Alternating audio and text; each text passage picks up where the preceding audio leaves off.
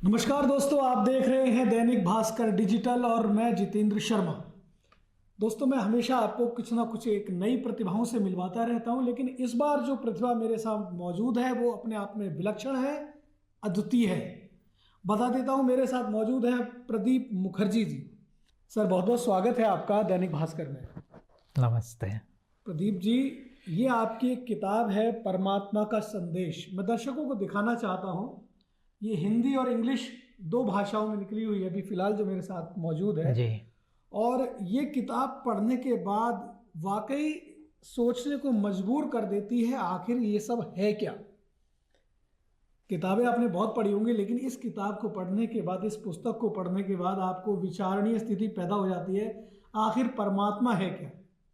और सच बता दूं, मैं अभी जो बात कर रहा हूं प्रदीप जी, आपसे ही बात कर रहा हूं या वाकई वो परमात्मा से बात कर रहा हूं जो मैंने इसके अंदर पढ़ा है।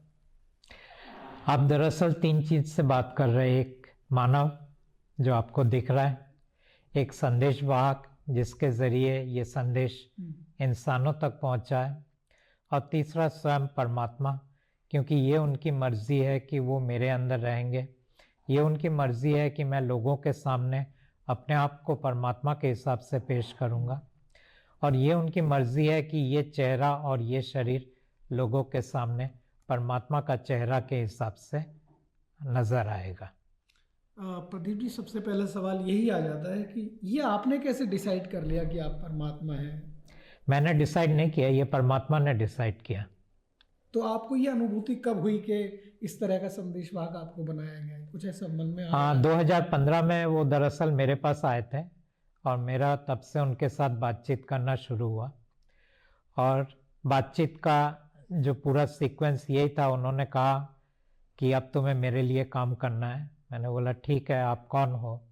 उन्होंने कहा मैं परमात्मा हूँ। तो मैंने कहा ठीक है, तो काम क्या है? बोले मेरे बच्चों को छुड़वाना है। मैंने बोला कौन आपके बच्चे?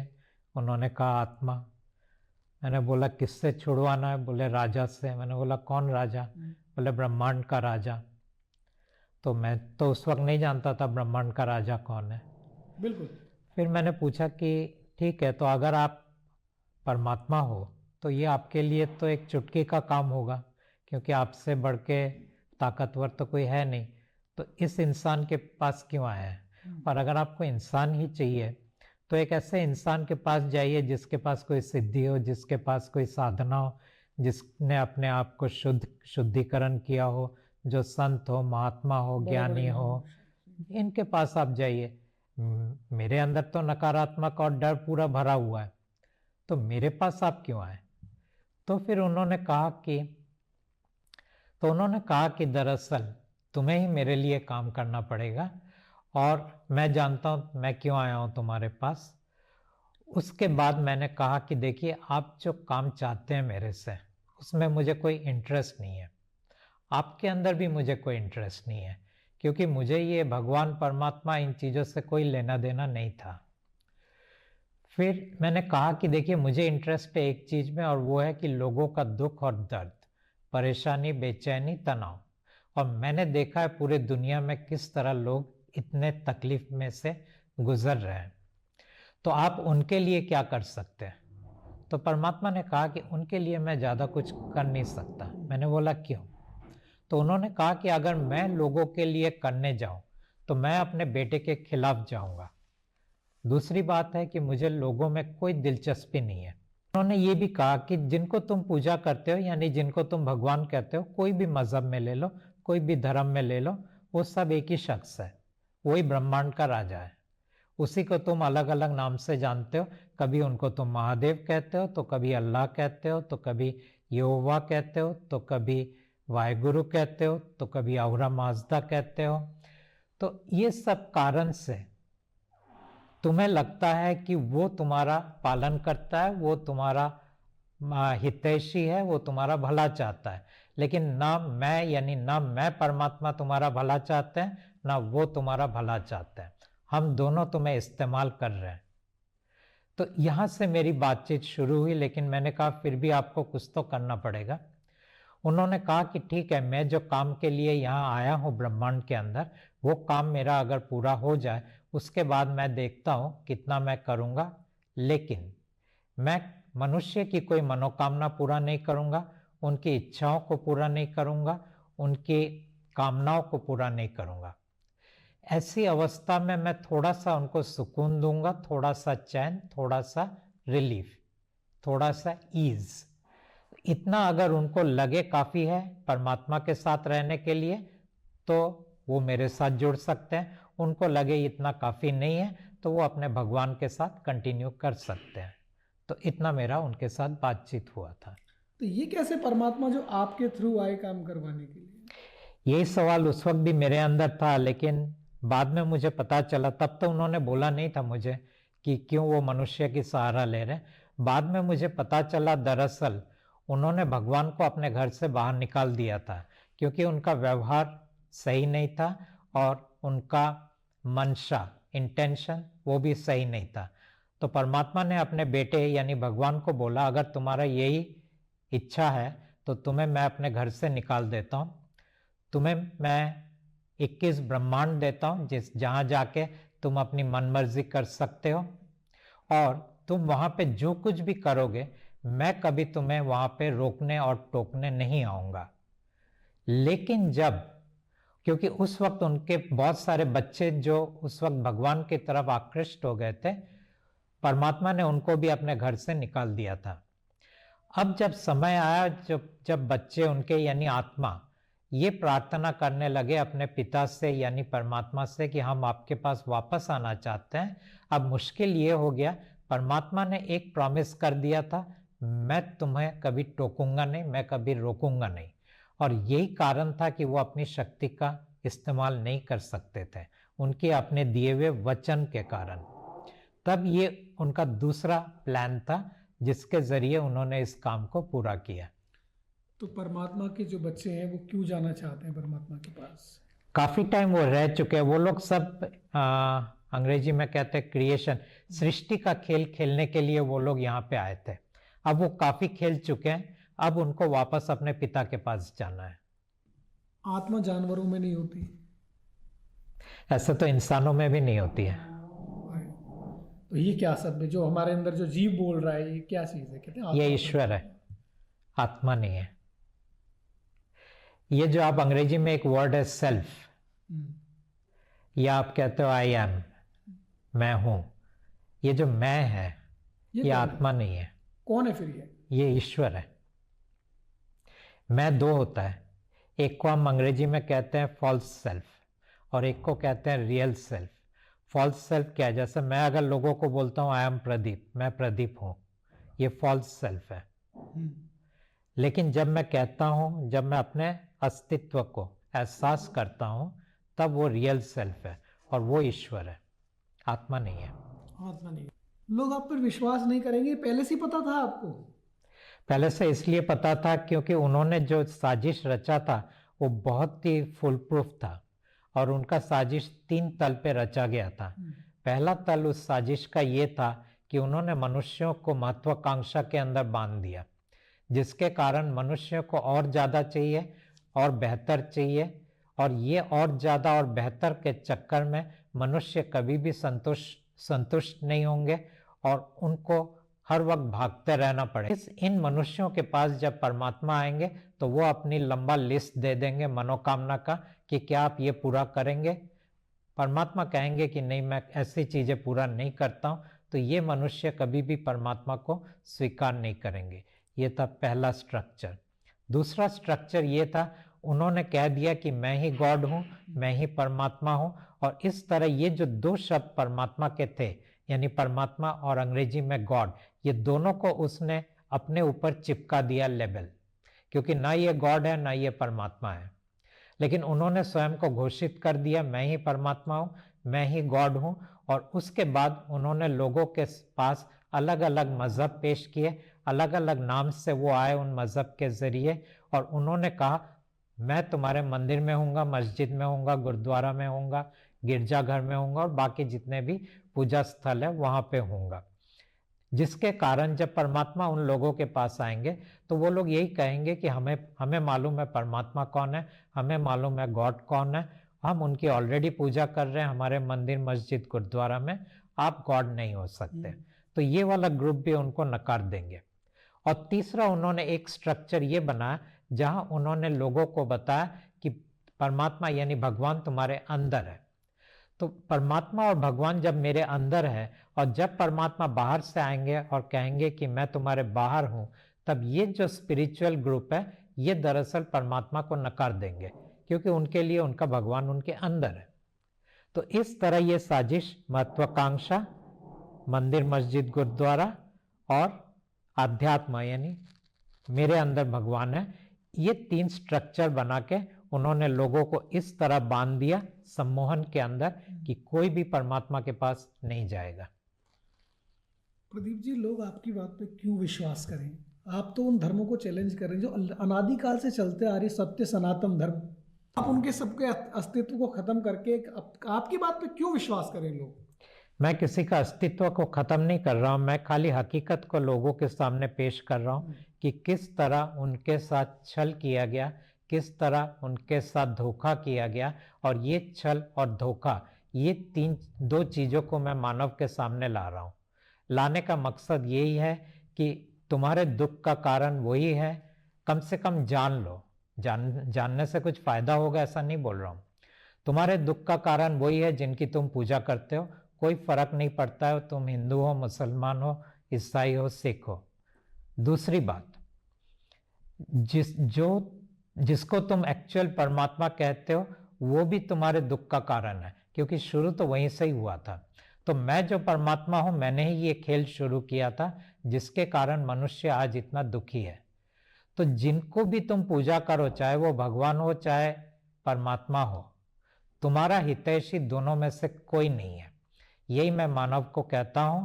और इतना कहता हूं कि हाँ, ये मानव के कारण, यानी ये जो मानव इस वक्त आपके सामने बैठा हुआ है, क्योंकि मैंने कहा कि मैं 3 हूँ, परमात्मा भी हूँ, संदेशवाहक भी हूँ और मानव भी हूँ। ये मानव ने परमात्मा के साथ जो डील किया था, डील मतलब बिजनेस डील को क्या बोलते हैं, डील, चलो। तो ये जो मैंने डील किया था कि मैं आपका काम करूंगा लेकिन मनुष्यों के लिए आपको कुछ करना पड़ेगा, उस डील के तहत मैं इस वक्त मनुष्यों के साथ हूँ। इस वक्त मनुष्यों को एक मौका दे रहा हूँ कि एक बार मुझे आजमा के देख लो। तुम्हारी मर्जी मैं पूरा नहीं करूँगा, लेकिन मैं जो दे रहा हूँ वो आप देख लो आपके लायक है या नहीं है। नहीं है तो भगवान के साथ रहो, है तो मेरे साथ, भगवान को छोड़ के मेरे साथ जुड़ जाओ। तो इतना ही मैसेज लोगों को मैं पेश कर रहा हूँ। सर, जो मेरे मन में आ रहा है ना, वो इन देखने वालों के मन में भी आ रहा है जी। मुझे तो ये बातें जो ऐसे लगता है जैसे मनगढ़ंत बातें हैं, क्योंकि आप तो सारे प्रमाणिक को एकदम झुटलाते हुए, भाई हमारे जो सनातन धर्म है या इस्लाम धर्म है या सिख धर्म है, सबके एक इस पे एक प्रमाण है, ग्रंथ हैं, वेद हैं, शास्त्र हैं, उपनिषद हैं, रामायण है, भागवत है, गीता है, बहुत सारे ऐसे ग्रंथ हैं। अब आपकी इस कहानी पर मैं ये कह दूँ या आपके इस वक्तव्य पर कोई किस तरह से विश्वास करेगा? क्या प्रमाण है आपके पास इस चीज़ का? परमात्मा जानते हैं कि इंसान उन पर विश्वास नहीं करेगा, और परमात्मा ये भी कहते हैं कि आप मेरे ऊपर विश्वास मत करो क्योंकि आप मुझे जानते नहीं हो, ना इस मानव को जानते हो और ना परमात्मा को आप जानते हो। ऐसी अवस्था में आपको इन बातों पर विश्वास करने की कोई ज़रूरत नहीं है। एक बार सुन लो, सुनने के बाद कचरे के डब्बे में डाल देना, ठीक है। तो जैसे आपको एक कहानी पढ़ते हो कि जैसे इस मानव का एक कहानी जो वो बहुत पसंद करता था वो हैरी पॉटर था, या बाकी जो दूसरे भी चीज़ें थे, तो आपकी भी कुछ ऐसी कहानी होंगी। तो उन कहानी के तहत आप इसको सुनो और फिर छोड़ दो। आपको इसको विश्वास करना या स्वीकार करने की कोई ज़रूरत नहीं है। लेकिन जैसे ही आप मेरे चेहरे को सिर्फ एक पल के लिए देखोगे, चाहे इस इंटरव्यू के ज़रिए, चाहे पॉडकास्ट के ज़रिए, चाहे इस किताब के ज़रिए, या चाहे इस हीलिंग कार्ड के ज़रिए, एक पल अगर आपने इस स्वरूप को देख लिया तो आपका क्या होगा? नंबर 1, आपके सब पाप कट जाएंगे। नंबर 2, आपके सब कर्म कट जाएंगे। और नंबर 3, ये आपका आखिरी जन्म हो जाएगा। आप मेरी तरफ अगर आपकी नकारात्मकता है उससे भी कोई फर्क नहीं पड़ता, मेरी तरफ अगर आपके कोई सकारात्मक विचार है उससे भी कोई फर्क नहीं पड़ता। देखना काफ़ी है। और इसीलिए ये सब पॉडकास्ट हो रहे हैं, इसलिए नहीं कि आपको हम एक नया धर्म दे रहे हैं, इसलिए नहीं कि आपको एक नया हम फॉलोअर क्रिएट कर रहे हैं, इसलिए सिर्फ एक पल इस स्वरूप को आप देख लो। सर ये तो सीधा सीधा एक प्रचार नहीं हो गया कि आप, मैं सबसे पहले पूछना चाहता हूँ, अभी ये जो बात आपने कही कि मेरी और देख लो, इस चित्र की तरफ देख लो, आप आकर्षित हो जाओगे, तो ये कौन बोल रहा है इस समय? प्रदीप जी बात कर रहे हैं, वो मैसेंजर बात कर रहे हैं, ये भगवान के इस वक्त ये बात परमात्मा कह रहे हैं, हाँ। ना मैसेंजर बात कर रहा है, ना ये मानव बात कर रहा है। मानव को तो इन चीज़ों में कोई इंटरेस्ट नहीं है, एक तरह से वो इसको उनकी मर्जी के खिलाफ काम कर रहे हैं इन चीज़ों के अंदर। संदेश वाहक ने अपना संदेश दे दिया तो उसका काम पूरा हो गया। रहा अब ये परमात्मा यही कह रहा है, लेकिन ये कोई प्रचार नहीं है, ये सिर्फ आपका एक हीलिंग का एक काम चल रहा है। क्योंकि प्रचार तो तब होगा जब एक एजेंडा होगा। एजेंडा क्या होगा कि आप एक किसी के साथ जुड़ो। एजेंडा ये होगा कि आप एक नए नियम और दायरे के अंदर चलो। वो सब चीज़ें यहाँ पे कुछ है नहीं। लोगों को ऐसा भी लग सकता है कि आप अपना मत, एक पंथ अलग ले जाने की कोशिश कर रहे हैं, कबीर पंथ जैसे चला था, तो इस टाइप से कुछ। उनका ये मानना जायज होगा, क्योंकि उनके जगह पे शायद ये मानव भी वही बात कहता, लेकिन वो होगा नहीं। होगा नहीं। अच्छा, एक बात और निकल कर आती है, आपने इतने सारे धर्म गुरु जितने भी अभी चल रहे हैं, शंकराचार्य हो गए या अन्य कोई पीठाधीश्वर हो गए, सबको इस किताब के अंदर काल का संदेश वाहक घोषित कर रखा है।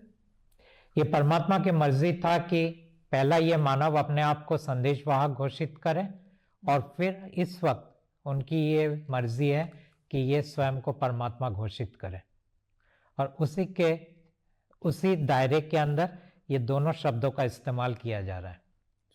प्रदीप जी, ये पुस्तक है, तो अभी आपने कहा इस चित्र को देख लीजिए, आपको तो क्या क्या करना है इस पुस्तक के साथ, मुझे बताइए एक बार, लोग देख रहे हैं आप। जब आप इस पुस्तक को देख रहे हैं, तब परमात्मा ये कह रहे हैं कि इसके अंदर की चीजें अगर आप पढ़ोगे, पहला बात तो ये होगा, ये आपके सर के ऊपर से जाएगा। इसलिए नहीं कि ये बहुत कठिन है, बल्कि ये आपके सोचने के दायरे के बाहर है, इसीलिए ऊपर से जाएगा। दूसरी बात यह है कि शायद आप बहुत नकारात्मक हो जाओ, तो इसीलिए परमात्मा कहते हैं कि अंदर मत जाओ, इस स्वरूप के ऊपर आप कंसंट्रेट करो। क्या करना है? आपके दुख, दर्द, परेशानी, बेचैनी, आपका डर, तनाव, इनके साथ आप साझा करो। दिन भर नहीं, जब वो होता है एक बार बोल के ये किताब को आप रख दो। लेकिन परमात्मा ये भी कहते हैं कि ये किताब भी आप क्यों खरीदो, क्योंकि ये भी तो 2 पैसे वाला होगा, इसके अंदर 200 रुपया का होता है, इस किताब को भी आप मत खरीदो। फिर ये वो कहते हैं कि ये एक हीलिंग कार्ड है। ओके। और देखिए, स्वयं ये मेरा प्रोडक्ट है, हम कह रहे हैं इसे आप मत खरीदो, हम कह रहे हैं इस हीलिंग कार्ड को आप डाउनलोड करो। ये हीलिंग कार्ड आपको हमारे वेबसाइट से मिल जाएगा, वहां से डाउनलोड करने के बाद इस स्वरूप के साथ आप बात करो, इतना काफी है। बात करके देख लो, लगे आपको कुछ रिलीफ मिला है तो अच्छी बात है, ना लगे कि रिलीफ नहीं मिला है, इसको आप ड्रॉप कर दो। इतना ही परमात्मा का संदेश है। आपको ही क्यों चुना परमात्मा ने? बहुत सारे ऐसे लोग थे इस संसार में। जब उन्होंने मुझे चुना तब मुझे मालूम नहीं था क्यों चुना, क्योंकि मेरा मानव का भी यही सवाल था कि और कोई आपको मिला नहीं। उस वक्त उन्होंने नहीं बोला, लेकिन बाद में उन्होंने बताया मुझे कि दरअसल मेरा जो आत्मा है, ये 2000 साल पहले परमात्मा ने अपने शरीर में से ये आत्मा को बनाया, और उसके बाद उन्होंने इस आत्मा को कई सारे इंस्ट्रक्शंस दिए, जिसके कारण जब वो परमात्मा के घर से निकल के वो भगवान के घर में आया, आने के बाद वो कई सारे स्टार सिस्टम्स के अंदर से गुजरते हुए आखिर में वो पृथ्वी में जब पहुंचा करीबन 600 साल पहले, तब उसने पहला मनुष्य योनि को तैयार किया, और वहां से मेरा मानव जन्म शुरू हुआ। आज ये मेरा 7वां मानव जन्म है।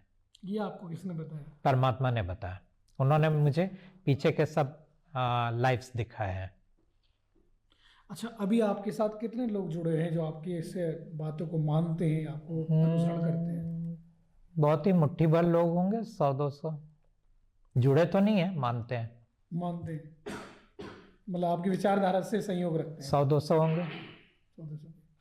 मुख्य लक्ष्य क्या है आपका, क्या दिखाना चाहते हैं इस बार, क्या करना क्या चाहते हैं? सब लोग अपने अपने में व्यस्त हैं, अपने भगवान को पूज रहे, कोई किसी देवता को, कोई किसी भगवान को, सब अपनी लाइफ में जी रहे। देखिए दोनों में अंतर है। एक तो होता है वो चाहते हैं कि आप उनके साथ जुड़े रहो, और परमात्मा कहते हैं मेरे साथ जुड़ने की कोई जरूरत नहीं है। मैंने आपको पहले ही बोला था परमात्मा को कोई इंटरेस्ट नहीं है मानव के अंदर। दूसरा मैंने ये कहा था कि परमात्मा यहाँ कुछ दिन के लिए आए, फिर यहाँ से निकल के चले जाएंगे, उसके बाद तो सवाल उठता ही नहीं है मानव के बारे में सोचने का।